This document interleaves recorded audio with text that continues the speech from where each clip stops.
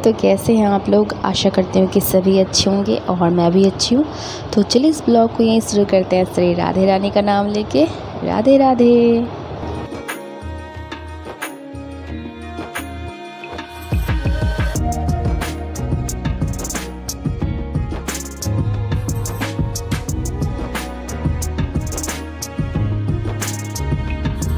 तो आज तो पहले मैं कपड़े की धुलाई करूँगी। खाना मेरा बन चुका है तो दोबारा से मुझे स्नान करना पड़ेगा, क्योंकि मैं जब कपड़े धोती हूँ ना, सो के उठ के बैठ के जैसे हो जाए भाई, कपड़े साफ़ हो जाने चाहिए। और कल परसों मेरा हाथ भी ऐसे ही मचक गया है। तो खैर हाथ की तो कंडीशन मेरी ख़राब हमेशा ही रहती है, तो अब मैं पैरों का यूज़ करूँगी। ठीक है, मैंने कहा ना, मैं कपड़े मुझे धुलने हाथ से, चाहे मैं हाथ से धोऊँ या पैर से धोऊँ, मुझे तो धोने ही है। तो बेडशीट मेरी गंदी हो गई थी, क्योंकि कुछ दिनों से इतनी तेज़ हवाएं चल रही है ना कि क्या ही बताऊं। साफ़ किया हुआ चादर मेरा गंदा हो जा रहा है। तो और थोड़े से भी डस्ट अगर पड़ी रहती है ना बेड पे, अगर मैं उस पर सो जाऊं तो मुझे इन्फेक्शन हो जाता है, इचिंग शुरू हो जाती है। तो पता नहीं भगवान कैसे बना के मुझे ऊपर से नीचे पटक दिए, मुझे समझ में नहीं आता है यार। खैर कोई नहीं। और ये मेरे पतिदेव का शर्ट है जो बस एक ही बार उन्होंने डाला है, वाइट शर्ट है। तो मैंने सोचा था ये भी पड़ा गंदा ही हो जाएगा, क्योंकि एक बार डाला है फिर खोल के रख दिया है, दोबारा तो डालना है नहीं ना। और मैं धो नहीं रही थी क्योंकि 2 दिन से मेरे हाथ में मोच आया हुआ है। तो आज बोला कि मोच आए चाहे कुछ हो, क्योंकि हम महिलाओं की ज़िंदगी ही ऐसी है, कुछ भी हो लेकिन काम तो करना ही पड़ेगा। तो कपड़े पड़े ना पहाड़ बन ना जाए, इसलिए मैं उठा के ले आई कि एक ही बारी तो पहनना है, बस हल्का सा वॉश करना है। और मौसम तो ख़राब चल ही रहा है, कभी लग रहा है बारिश होगी, कभी तेज़ हवाएं चल रही हैं। तो इसी सब का यहाँ पे हो रहा है।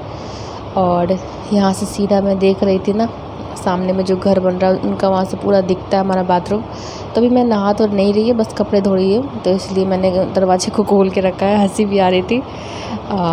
तो कोई नहीं, जब नहाऊंगी तो फिर बंद कर दूँगी। वही मैं बोल देखो, वहाँ से बैठ करके पुड़िया खा रहा है और देख रहा है।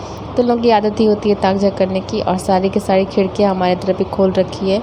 अच्छा, खोल रखी है तो कोई बात नहीं है, लेकिन इन लोगों के सबके जितना भी यहाँ पे लेबर मिस्त्री काम कर रहे हैं ना, सबकी आदत है हमारे तरफ ही लटक करके फ़ोन पे बात करेंगे, पुड़िया खा के हमारे ही कैंपस पे फेंकेंगे, यहाँ तक कि थूक भी फेंक देते हैं। जो कि मेरी मम्मी दिन भर अपने से ही साफ़ करती है, कोई लेबर मज़दूर नहीं आता हमारे मतलब घर साफ़ करने में।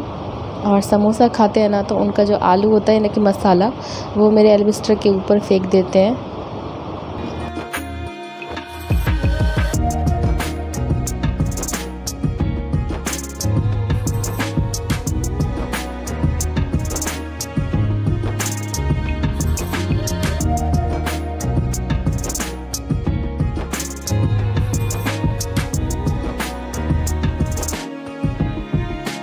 तो बहुत ज़्यादा इरिटेट हो गई हूँ मैं इन लोगों से। कभी कभी ऊपर से सामान गिरा देते हैं।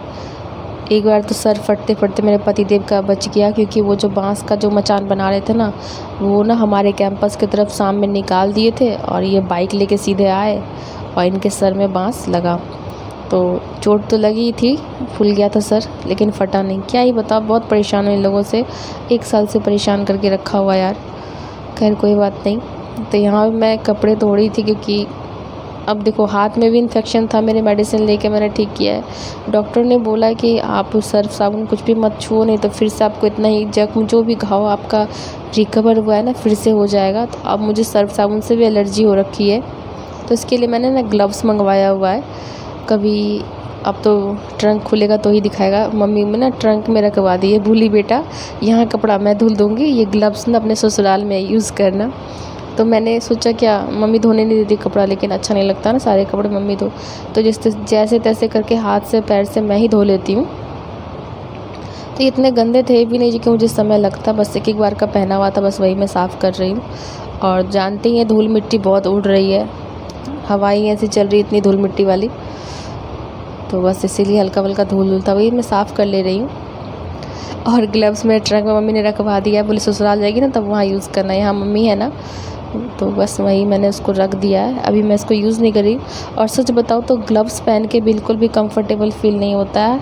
वही मेरे हाथ में दर्द हो रहा था ना, वही मैं हाथ को मतलब थोड़ा सा दाब के काम कर रही थी, क्योंकि हम महिलाओं का जीवन ऐसे ही बीत जाता है। जितना भी दर्द है, आंसू है, सब ले करके जीना है। और ये कपड़ा धुलना एक दिन का नहीं है, खाना बनाना एक दिन का नहीं है, 365 दिन का ही है। तो कब तक आप रेस्ट ले सकते हैं? बस यही है, मेडिसिन खाओ और काम करो। तो बस शरीर मेरा देखने के लिए है, बाद बाकी दम कहीं पे भी नहीं है कि मैं कोई काम अच्छे से कर लूँ। और 5 केजी उठाती हूँ ना, पेट का जो नस होता है इसको बाई बोलते हैं, किसी को पता हो तो बताना ज़रूर। वो हट जाता है तो फिर 5 केजी मैं नहीं उठा सकती हूँ। तो यही सब समस्याएं हैं मेरे साथ। तो अब बेडशीट की बारी है, तो बेडशीट मैं पैर से धुल रही हूँ क्योंकि मैं ज़्यादा हैवी कपड़ा जो भी होता है पैर से धो लेती हूँ। और ये पतिदेव का कपड़ा जिसमें पैर नहीं लगाऊंगी, इसको हाथ से ही निचोड़ लिया, बस साफ़ कर लिया है। तो ऐसे ही साफ़ सुथरा हो गया है मेरा, क्योंकि जमा करने से अच्छा है थोड़ा थोड़ा करके धो लो। वाइट कपड़ा जो है ना रखे रखे येलो हो जाता है, तो इसलिए मैंने इसको जल्दी से धो करके निकाल लिया है।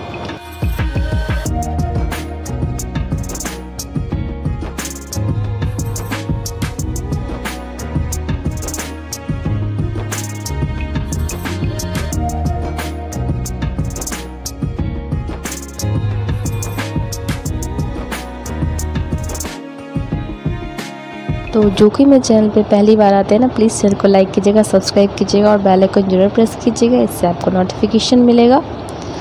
तो यहाँ कपड़े को मेरा धोया हो गया था, अब मैं बस झपला रही हूँ, जिसको झपलाना बोलते हैं हम लोग, आप लोग क्या बोलते हैं ज़रूर बताना। बस हाथ से हल्का हल्का रगड़ दिया कि गंदे तो थे नहीं।